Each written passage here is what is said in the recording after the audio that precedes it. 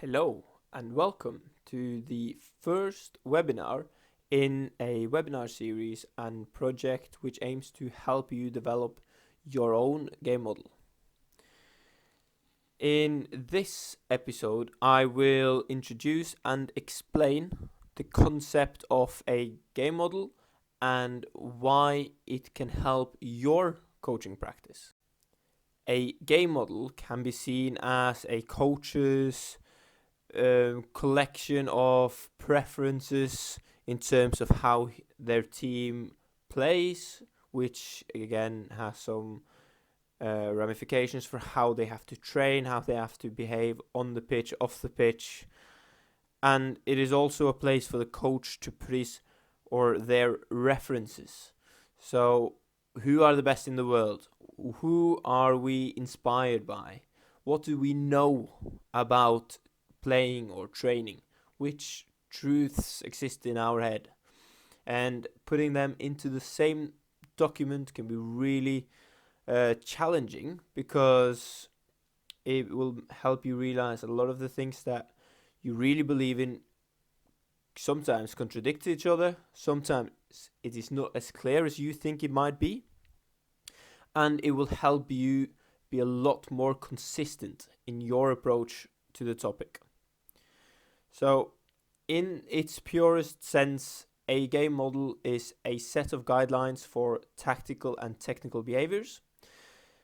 This is decided based on who we are as coaches and who we would like our team and ourselves to be.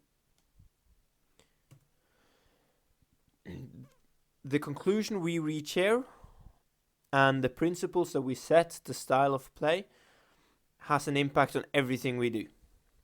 Our coaching behavior, our coaching practices, our session design, everything, absolutely everything. And that is why no matter what age you coach, no matter what level you coach at, this is something which can help you develop better practices and more consistent communication with your players.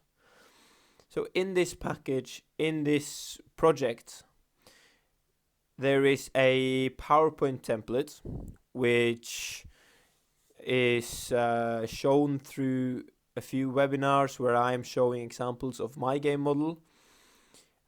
And the PowerPoint is designed so that you can quite easily design, create, develop your own playing principles, your own periodization, your own values, and really make this your own.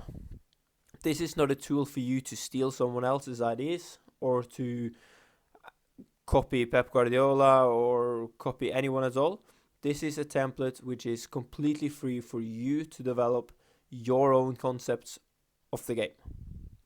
And there is also a video tutorial showing you the basics of how to do this using Microsoft PowerPoint, which can be a really, really useful tool once you master the basics around it.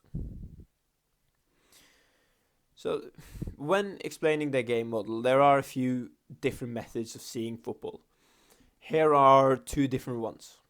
The first one, to the left, is the classic 4 phases of play. We have established attack, established defense, and we have transitions between these two. Too often, when coaches design their methods around this, it becomes incoherent. The problem is that our offensive organization dictates how we defend. Our defensive organization dictates how we attack. This model does not take that into consideration enough. So if a team defends really deep, when they win the ball, it becomes logical to counterattack. So because of your defensive preferences, the counterattack becomes a consequence. And that is why when viewing the game as 4 separate parts, it quite easily can create some flaws. However, it is possible to work around these. If this is how you prefer to see the game, if it works for you, then It's absolutely fine. It's just something to be conscious of. The second alternative, or a second alternative of thousands, is one proposed by Raymond Verheyen in his work, is seeing the game more as a cycle, a continuous cycle, which at any point we are somewhere between controlled attack, controlled defense, and as soon as we lose the ball or win the ball, there are a few seconds either way which we can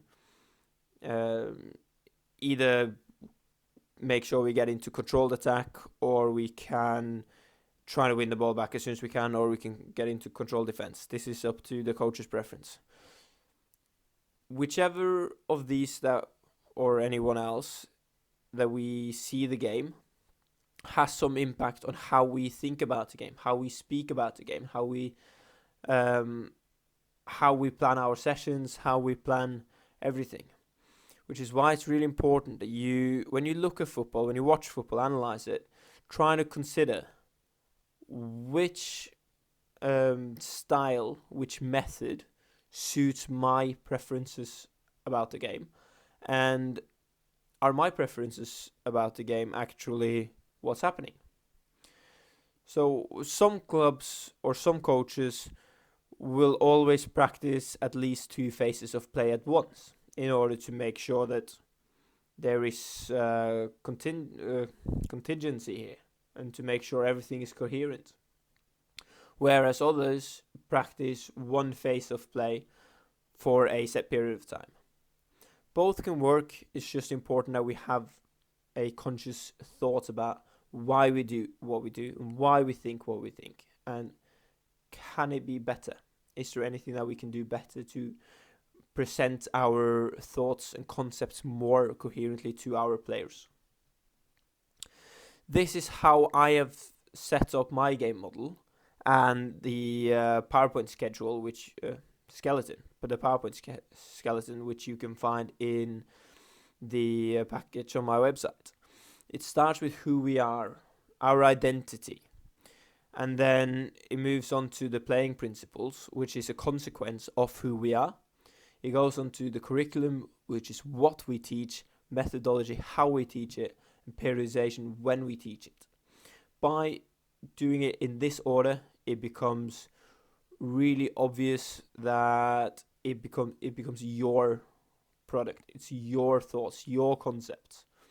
And this is quite powerful because it's a lot easier for you as a coach to really own something, which starts with your identity. So the starting point, it can never be how to play like Barcelona or how to play like Liverpool. It has to be how to play the kind of football which suits you as a coach, your group of players, your club, and their context. If you can design your playing principles and curriculum and methodology and periodization based on who you are and who you want to be, then that's a really good starting point. It's a really powerful starting point for you. There is one webinar in this series about each of these 5 points, and I hope that it will give you some insight and some inspiration for how you can further develop your own thoughts and concepts.